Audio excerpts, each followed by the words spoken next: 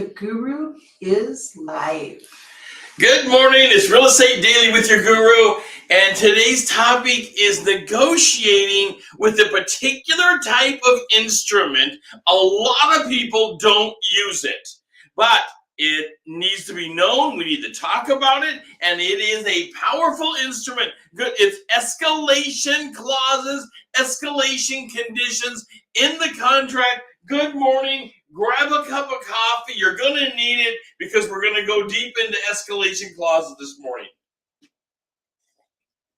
Pardon me while I take a sip myself this morning. Wow, looking at the market, by the way, this morning, the market is just moving so rapidly.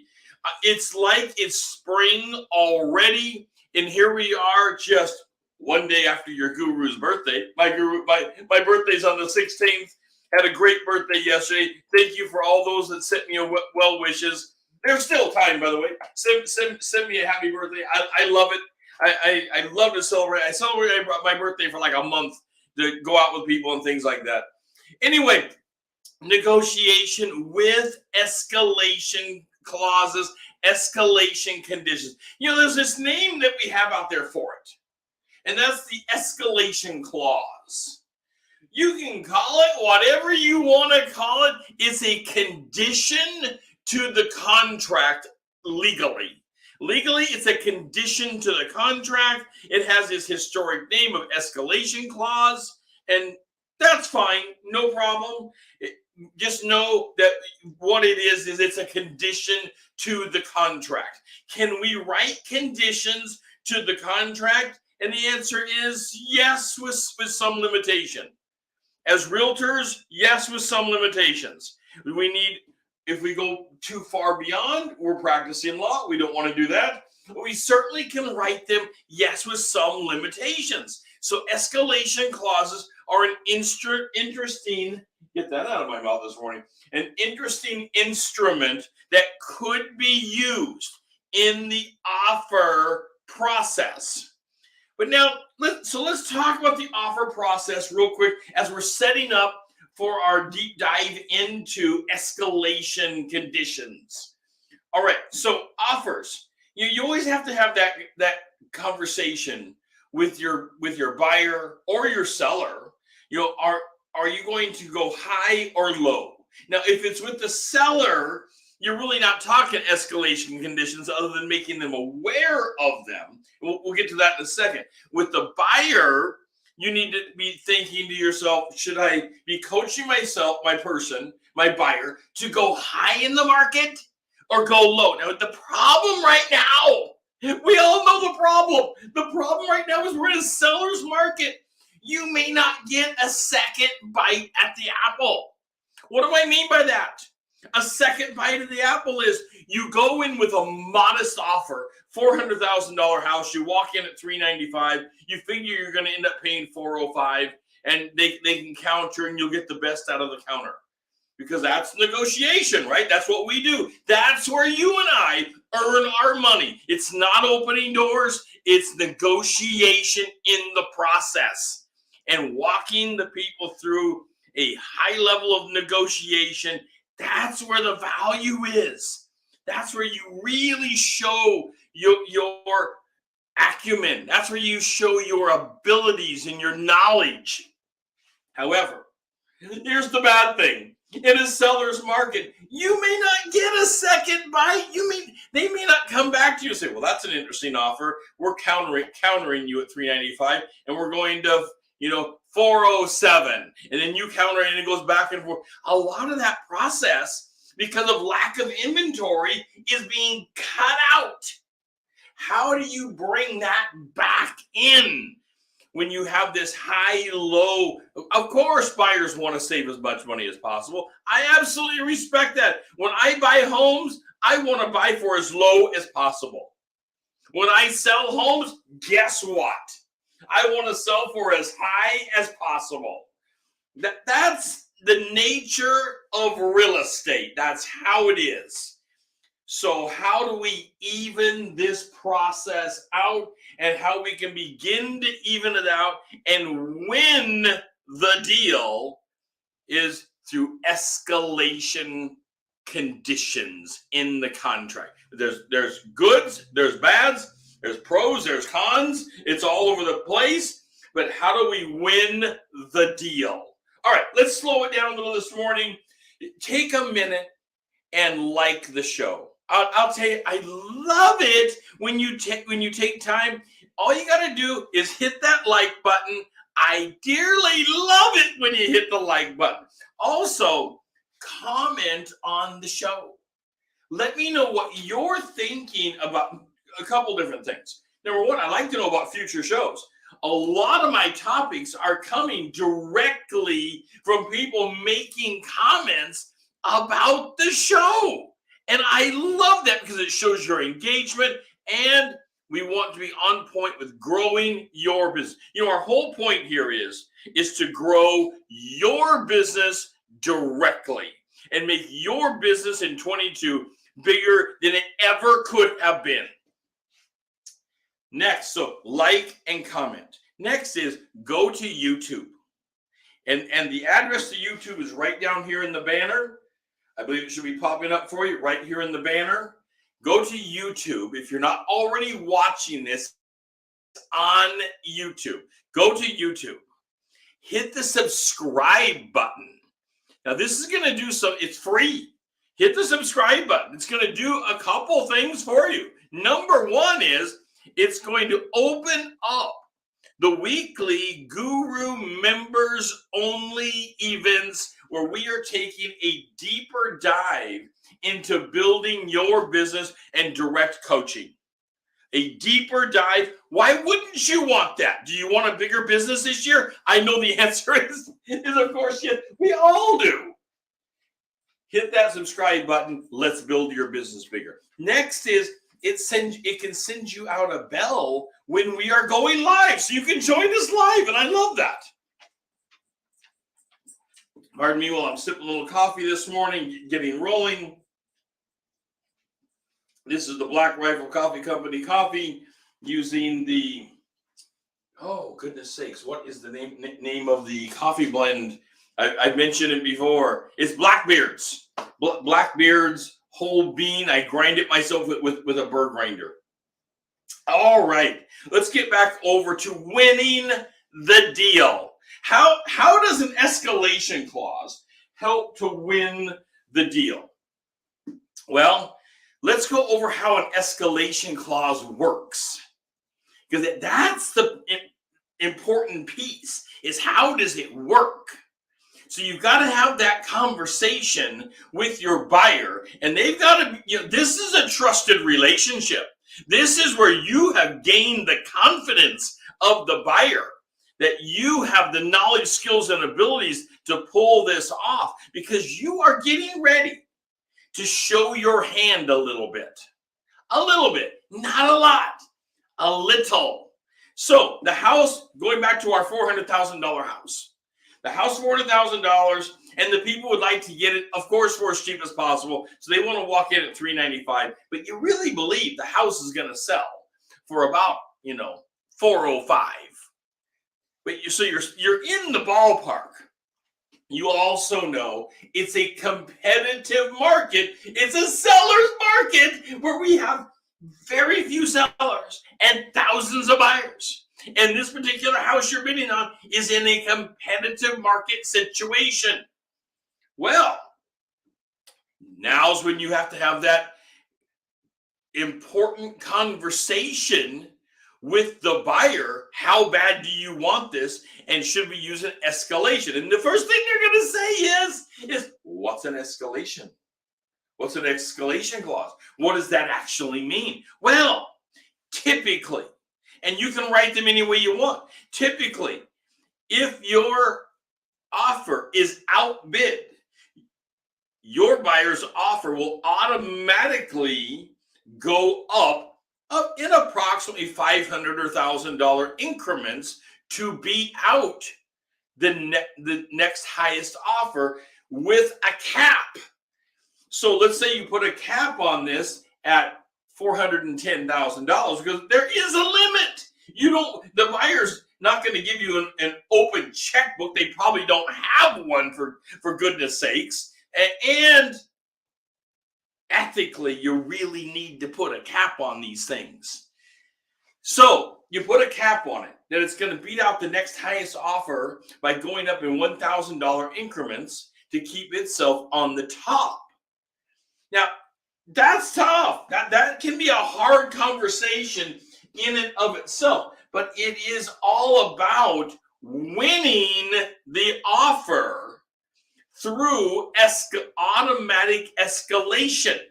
Remember, when you're in a competitive market, you're probably not going to get a second bite at the apple. This is how you jump in and get a second bite or third or fourth bite at the apple of negotiation without you actually being present. It's a terrific tool. All right, let's talk about some of the problems, because there are problems with the escalation conditions. It's a great tool. It's a great tool when everybody buys in. When everybody buys in, it's a great tool. Before sending your offer over, you need to call up the listing broker and have a conversation with them about escalation conditions. And are they on board with this concept? There are a few, not a lot that I've run into, but there are a few people that list homes that don't like escalation conditions. Now, I will tell you, my personal belief is that they are leaving money on the table by not liking them. All someone's trying to do is not overpay too much for a home and get it for as least as possible, but still win. There's nothing wrong with that. In your guru's estimation, there's nothing wrong with that. I would love to hear from you. What do you think about escalation conditions, escalation clauses being used to win an offer? Have they worked for you? I will say they worked for me a bunch of times, but have they worked for you? What kind of problems do you see, and what kind of benefits do you see? Are you winning with them? Throw it into the comments. I'll get back to you about it. Would love to hear from you about escalation. I get excited about escalation clauses because once I convince the buyer about it and I have that conversation with the listing broker, at that point, if everybody's on board, we have a terrific little engine built into the offer process that I can honor the buyer's wishes to start low, but it also can go high. So you are covering the bandwidth, knowing that you're probably not going to get a second bite at the apple when you have a home that's going to have 10 to 20 offers. Come on, how often are you really getting a second bite at that apple? This is how you do it. However, if the listing broker is death on escalation conditions, they're just death on it, what do you do then? Because some listing brokers will say, no, we ignore them. No, we just simply counter back at the very top. Now, I will tell you, every time I've ever had someone counter back at the top of the escalation, my buyer is insulted because they didn't honor the process and they simply escaped. Even though they were willing to pay that much, but they ignored the process. By the way, part of the process, it goes up in increments. How do you prove that? You put a condition in that they need to prove that they had competing offers that pushed it up. Now, they don't have to reveal all the conditions of the offer. That would be a confidentiality problem. But they can, by blotting out names and all that kind of thing, show that they had competing offers on the table. There is some trust factor going on here. I get it. That's why having that conversation with your buyer is imperative, because there is some trust factor going on that, was there really a competing offer? Did it really push it up to 403 and I started at 395, or would I have won at 390? There's a trust factor going on. Well, some of those things are simply going to have to be left to your credibility and the trust that you have built with the buyer. Pardon me while I sip some coffee this morning. I hope you are having a great morning. I am so excited in February to already be seeing the market move so fast. And I've seen people right on my team directly. I know their deals. I'm the managing broker. They are getting deals. They are winning offers. They are getting listings. It's amazing what's happening. If this is a sidebar. If this is not happening for you, we need to fix it, because the year 22 is on fire and you should be full of deals, full of leads, full of clients that you are working with right now, this moment. Your sphere, your 30 hot people in your hot part of the sphere should be on fire. It shouldn't be like that, oh, I need to go light a fire. No, there's lots of people out there that people say, oh, we're short of inventory. Yes, we're short of inventory for I'll get to escalation, back to escalation clauses. We're short of inventory for a reason. We're short of inventory because sellers are worried. They are in fear that they can't find a home to move to. Once we begin to unravel that problem, that there are homes out there, we can actually create more inventory by unraveling this. You will get a listing, you'll get a buyer, you'll have the whole process, and we will have more inventory on the market. Right now, we are low on inventory like crazy.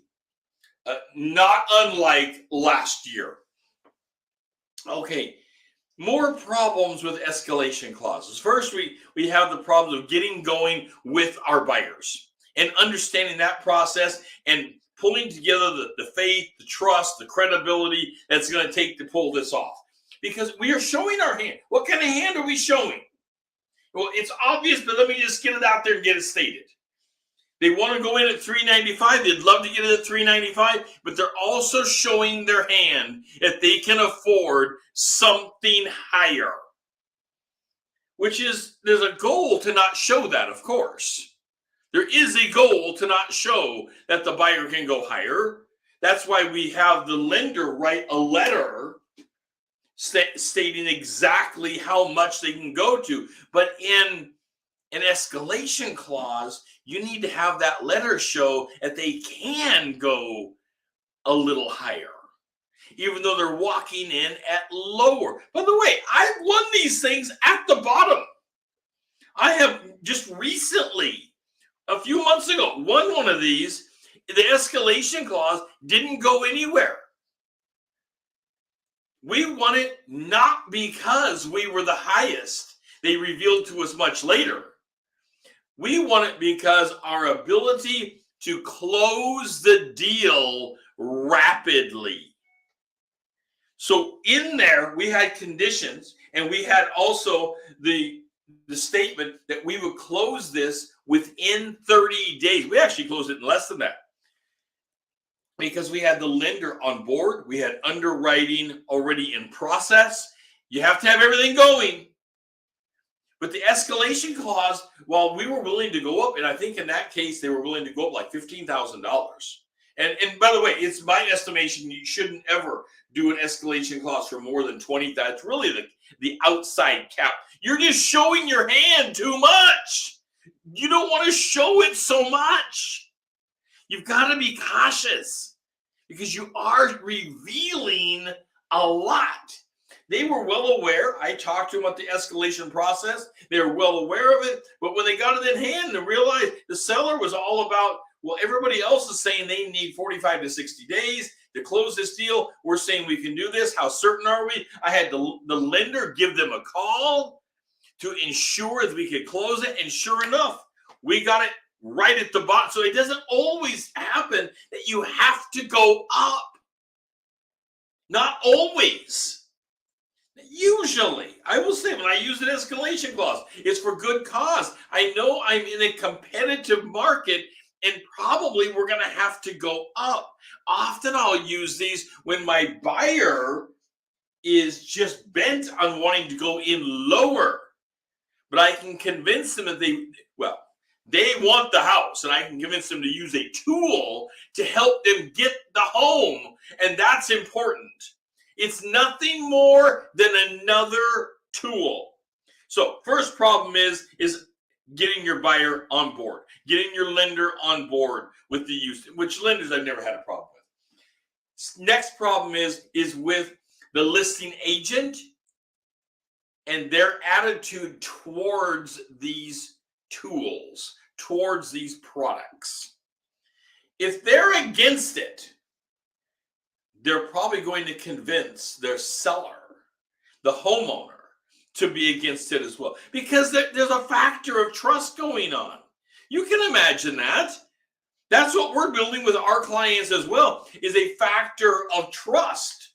So if they're against it, probably they're going to convince their people to be against it as well, and that becomes a problem. And in those situations, I would not use an escalation clause. I would have a further conversation with my buyer and see if I can't get them more on board. Now, there is a misunderstanding of the intent problem out there. Unfortunately, this is very difficult to unravel, but the misunderstanding of what is the intent of this product, this tool, the escalation tool. Usually the misunderstanding, because you've taken time with your client, you've got that relationship, you built the credibility, but there's a misunderstanding on the other side, and that's usually the seller themselves. It's not even usually the broker, because the broker can also be on board, but the misunderstanding of how to use the product and how it escalates up. That's why you need to make the phone call to explain. Make it easy for the listing broker to explain to the client. Even if they are on board with them, you simply want to make it easy for them to understand the process. Okay. There's also the problem of the overlooked process, because they get these offers in, and often this is not stated in the initial contract. The escalation condition, the escalation clause, is often an addendum to the contract, which is not often expected in the process. Now, it should be. We are looking at everything, but it can be overlooked. Now, to remedy this, what you want to do is mention it in the contract itself under the conditions. If you're using an exhibit or you're using a separate addendum for this, you need to mention in the contract itself that's what you're doing. That way it alerts them to not overlook the process that you've taken time to put into place with your buyer. There have been a few times I've heard from others that this very problem has kept them from winning. It was an overlooked process. They accepted someone else's offer because they didn't even know. The seller didn't even know that there was an escalation clause, and that the buyer was willing to go up and beyond, everything else being equal, closing dates being equal, loan products being equal, repairs, all that stuff, everything else being equal, they probably would have won, but there was an overlooked piece to the process.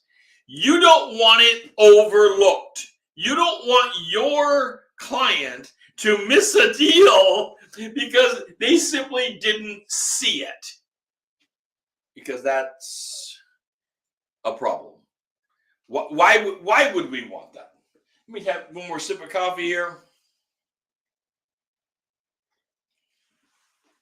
Okay. Escalation conditions. A condition to the contract. Something you need to toy with. You need to get used to this product before using it. Talk to your principal broker. Talk to your managing broker. How do these things work? How do they function? What's the best language for your office to use to put into the contract? They're going to have heard of this. They're probably going to have some example language for you. Don't make up your own language if you don't have to. Get some advice on how to win. This can help you build your business. As I mentioned daily, our goal here is building your business every single day. This is Real Estate Daily. I'm your real estate guru. Follow us on social media. Subscribe to our YouTube channel. Unlock the Guru members only events. And we will see you tomorrow building your business.